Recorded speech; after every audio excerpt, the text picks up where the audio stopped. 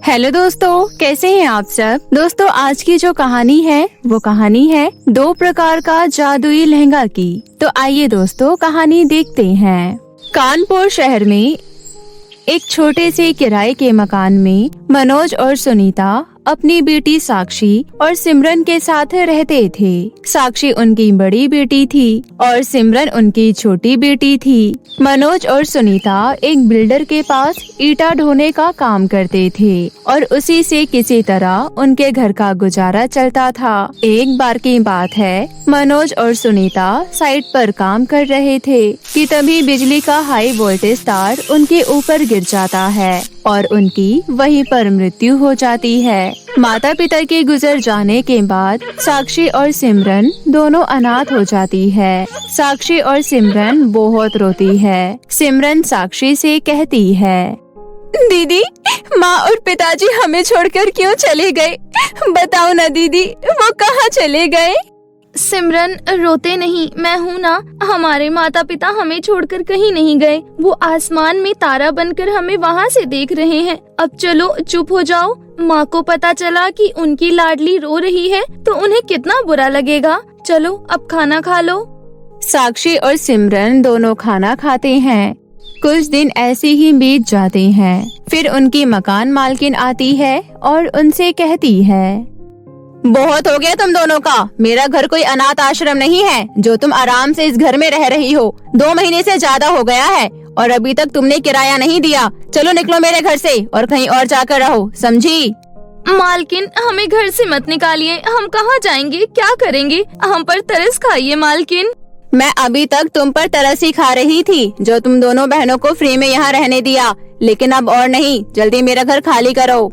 दोनों बहनें वहाँ से रोते रोते निकल जाती है। दोनों बहनों को चलते चलते सुबह से शाम हो जाता है और वो दोनों एक पेड़ के नीचे थक कर सो जाती है। अगले दिन सिमरन साक्षी से कहती है, दीदी, मुझे बहुत भूख लगी है। भूख के मारे मेरे पेट में बहुत दर्द हो रहा है। प्लीज मुझे कुछ खाने को दे दो दीदी। थोड़ी देर और रुको मेरी बहन, मैं देखती हूँ, शायद कुछ खाने को मिल जाए। दोनों आगे बढ़ती है। तभी साक्षी देखती है कि वहाँ कुछ मजदूर बोरियां ढो रहे थे। साक्षी वहाँ जाती है और वहाँ के मालिक से बोलती है, अंकल जी, मुझे आपके यहाँ कोई काम मिल सकता है? कोई भी काम हो मैं सब कर लूँगी। मेरी बहन बहुत भूखी है, प्लीज अंकल जी। वो मालिक उनको देखकर बोलता है, बेटा, आप लोग अभी बहुत छोटे हो, आप ये काम नहीं कर पाओगे। ये बहुत ज्यादा मेहनत का काम है। ये लो 100 रुपए, रख लो। तुम दोनों कुछ खा लेना और अब घर जाओ। नहीं अंकल जी, मुझे बिना मेहनत के आपसे पैसे नहीं चाहिए। ये तो भीख मांगना हुआ ना।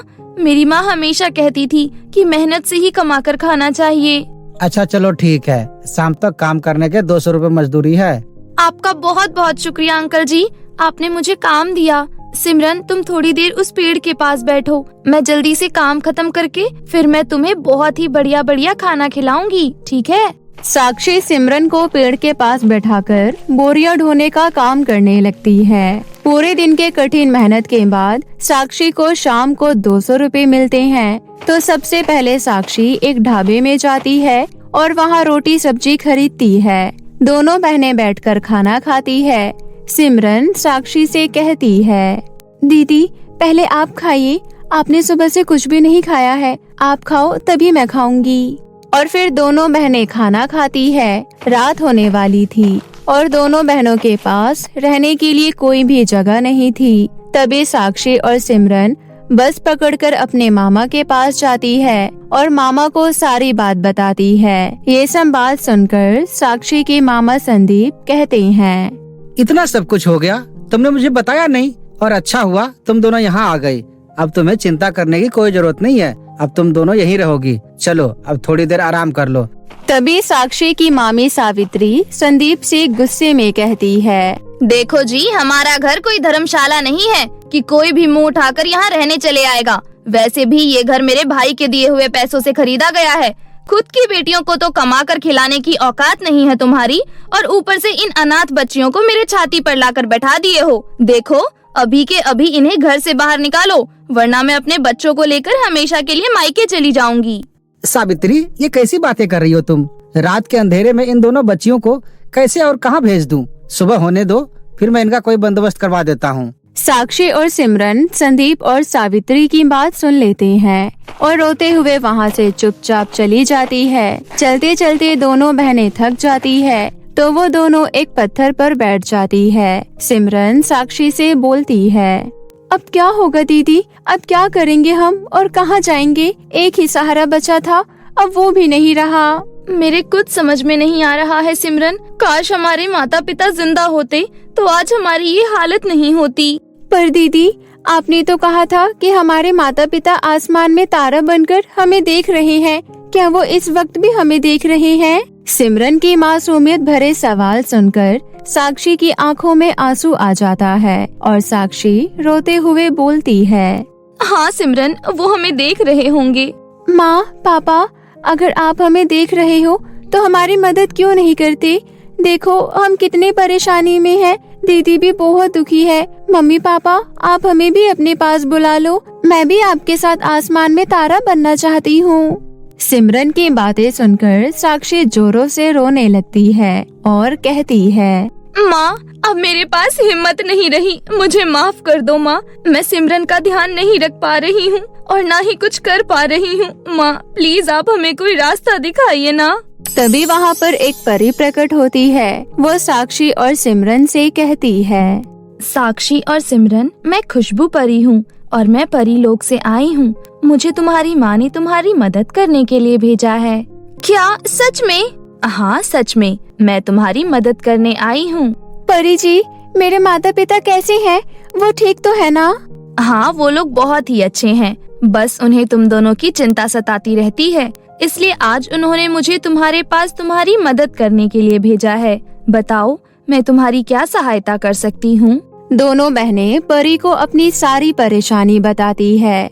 साक्षी परी से कहती है, परी जी, हमारे पास सिर छुपाने के लिए छत भी नहीं है और ना ही खाना खाने के लिए पैसे हैं। अब आप ही बताइए परी जी, मैं क्या करूं, कहां जाऊं और किससे मदद मांगूं? साक्षी, तुम्हें अब चिंता करने की कोई जरूरत नहीं है।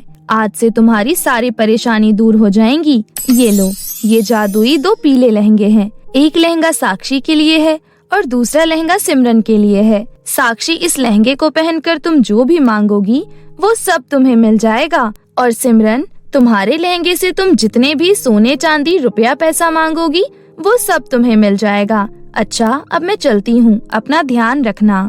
इतना बोलकर खुशबू परी वहाँ से गायब हो जाती है। साक्षी जल्दी से अपना लहंगा पहनकर जादुई पीला लहंगे से बोलती है, हे जादुई पीले लहंगे, मुझे घर दिला दो। साक्षी के इतना बोलते ही उसके सामने एक बहुत ही खूबसूरत आलीशान घर बनकर तैयार हो जाता है और इस तरह से वो अपने जादुई पीले लहंगे से घर के जरूरत की सारा सामान मांगती है और उसे जादुई पीले लहंगे से सब कुछ मिल जाता है। सिमरन अपने फ्रॉक से बहुत सारा धन पैसा मांगती है, जिससे वो दोनों बहुत ही जल्दी अमीर हो जाती है। अब साक्षी और सिमरन के पास किसी भी चीज की कमी नहीं थी।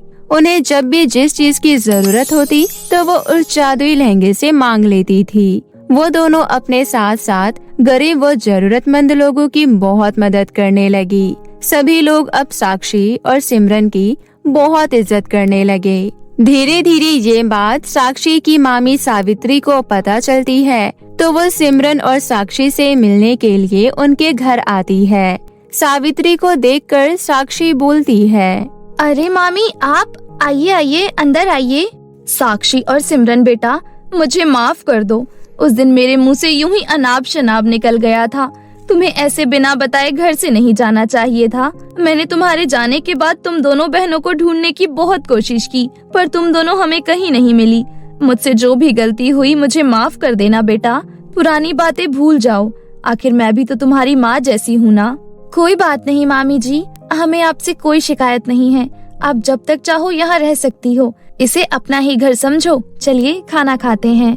खाना खाने के बाद साक्षी और सिमरन के सो जाने पर उसकी मामी चुपके से उठकर साक्षी के कमरे में जाती है, उन दोनों का जादुई पीला लहंगा चुरा लेती है और वहाँ से जाने लगती है।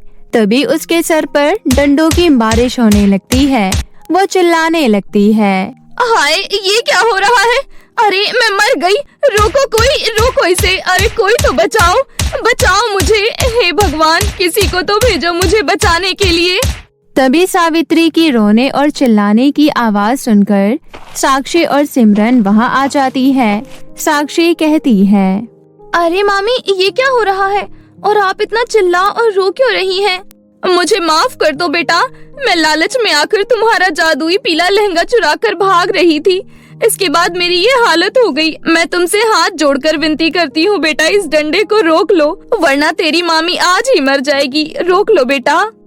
जादुई लहंगे, मेरी मामी को माफ कर दो और उन्हें डंडे से मत मारो, उन्हें छोड़ दो। साक्षी के इतना बोलते ही डंडा रुक जाता है और उनकी मामी उल्टे पैर वहाँ से भाग जाती है और वो कभी लौटकर उनके पास उन्हें परेशान करने नहीं आती। सिमरन और साक्षी अब खुशी खुशी रहने लगते हैं। तो देखा दोस्तों आपने, अच्छे लोगों के साथ हमेशा अच्छा ही होता है। अगर आपको हमारी ये कहानी अच्छी लगी हो तो इसे अपने दोस्तों के साथ शेयर करें। और हाँ दोस्तों, अगर आपको ऐसी ही और मजेदार कहानियाँ देखना पसंद है तो हमारे चैनल को जल्दी से सब्सक्राइब कर लो, ताकि आपको ऐसी ही मजेदार कहानियाँ मिलती रहे। धन्यवाद।